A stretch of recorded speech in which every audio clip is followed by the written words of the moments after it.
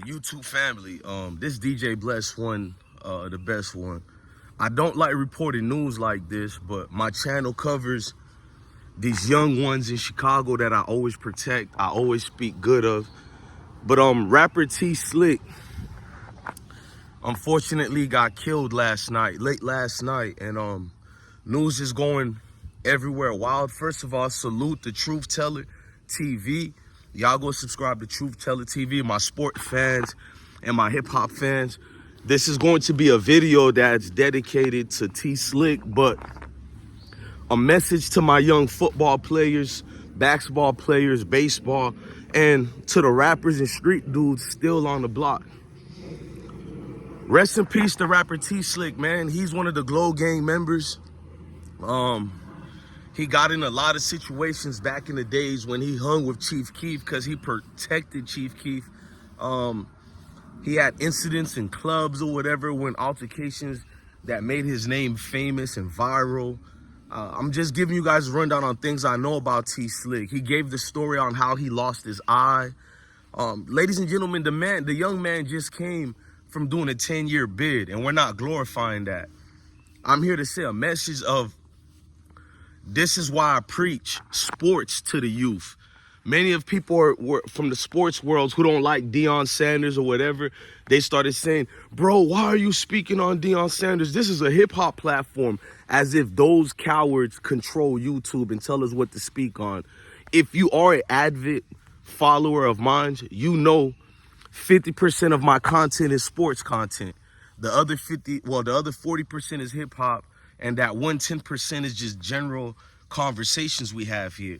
But for T Slick, man, I don't know how he died besides getting shot and killed, and I don't know what the beef or the situation is, but street beef is real, man. The man did 10 years, came home, and wasn't even really free for a whole year, and he's on the ground now. There's a reason why men like Deion Sanders or any coach of any ethnicity, any backgrounds, any walks of life, doesn't even matter if it's the suburbs or not. Bro, kids need a foundation to grow up with, bro. And it's not just football. It could be you work at the farm with your grandfather.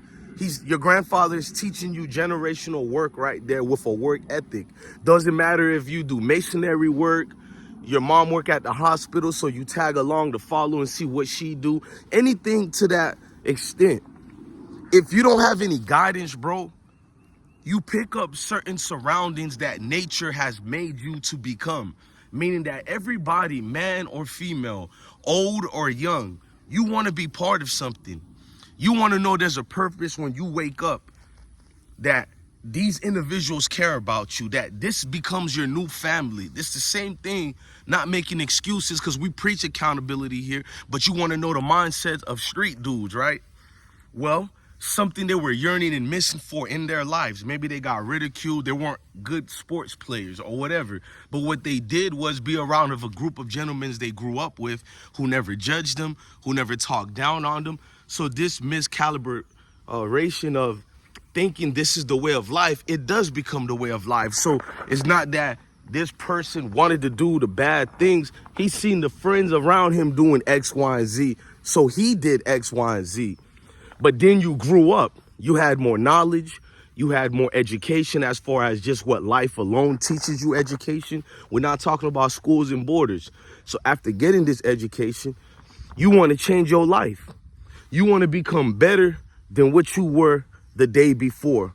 Unfortunately, the things you have done or allegedly been part about or associated with, because who you're associated with, it comes back to bite you every time, and it doesn't go away. And what happens is all the people who hyped you up or who were there when you got into your endeavors or whatever they were, your escapades of back and forth, that's going to be the same people who say rest in peace and not remember you less than a month away. They go to the next rapper, or the next, not even rapper, the next, just anything that's of interest. And that's the way society is. You can't get into that, man. So I'm going to keep preaching football, because I can't stand speaking on a rapper or a street dude that got killed, because it's like, I know what could have happened to me, and people I know in real life, they remind me of. So it's not that I'm upset with them. It's more of that mirror being held to our faces and giving me a purpose of like why I want to keep preaching sports to my kids. All my kids play football, all my sons, every single one of them except for the little 2-year-old I got, but I'm going to put the pads on them too. Now, I don't make them play sports because I have NFL dreams. None of that. I mean, shout out to the parents who have that for their kids or the kids who have the dream. Why I make my kids play football?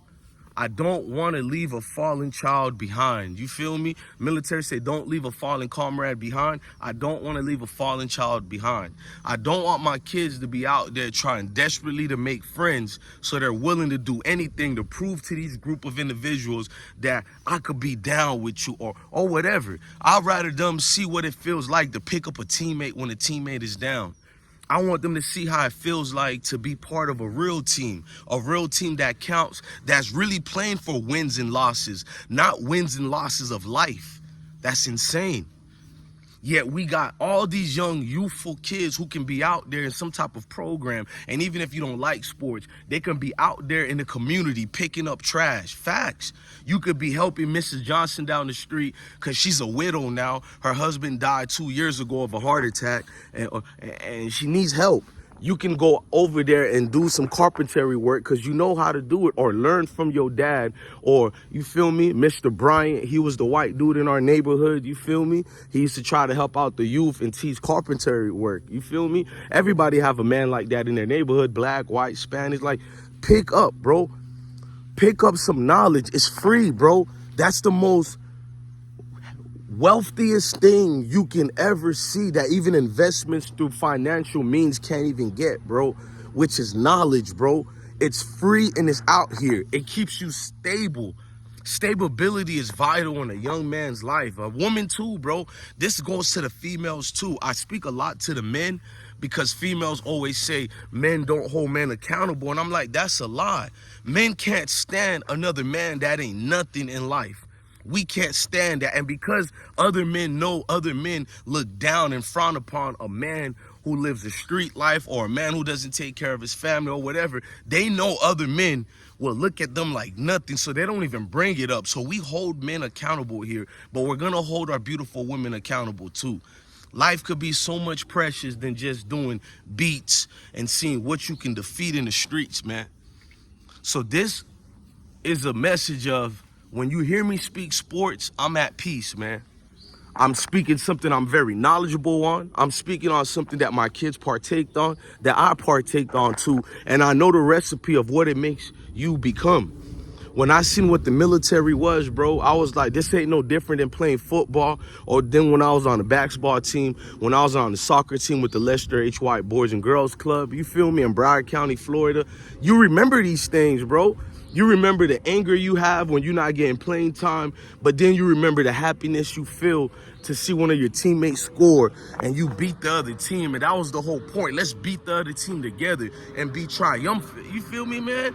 Overcome adversity, man. So rest in peace to T Slick. You know what I'm saying? And I'm pretty sure out of all these people who might not like what we're saying, even though we're respectful, I guarantee you T Slick would love a message of mine preached to his kids or anybody else he lost. I guarantee you any rappers of the world, because T Slick was associated with King Von as well. I bet you if King Von's son had a path to cross, be like his father King Von and who he was in the streets, or just like his grandfather King Von's dad, or you know what I'm saying, or be the next Randall Cunningham. You feel me? Be the next Warren Moon. You know what I mean? Be the next Doug Williams. Look at the names I'm telling y'all. I didn't mention none of the new generations, man.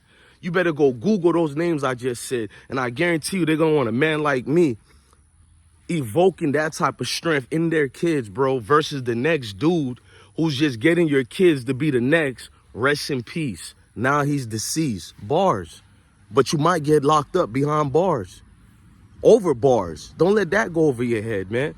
I'm the best one and the blessed one. If you see me doing my sports videos, just thank God to the Most High and say, blessed one has found his peace in his journey he's been searching for. We can search for that peace for the next 200 years of our life if we get to be 200. Don't let that go over your head. And I'm still searching. Peace and values in the peace and the wine. A little child is born. I was about to sing, man, that Damon Marley song, Still Searching. Peace and values in the peace and wine. Anyway, maybe hits my mind. Maybe I'm blind. Man, go download that song, Damon Marley, I'm Still Searching. I think I found not everything I need, but I found a group of people who make me free as I could be, and that's y'all in the comment sections, man. It's a whole lot of new people in the comment section, and I'm loving this, man. Y'all give me the energy I need. Now let's get back to football. Rest in peace to T Slick.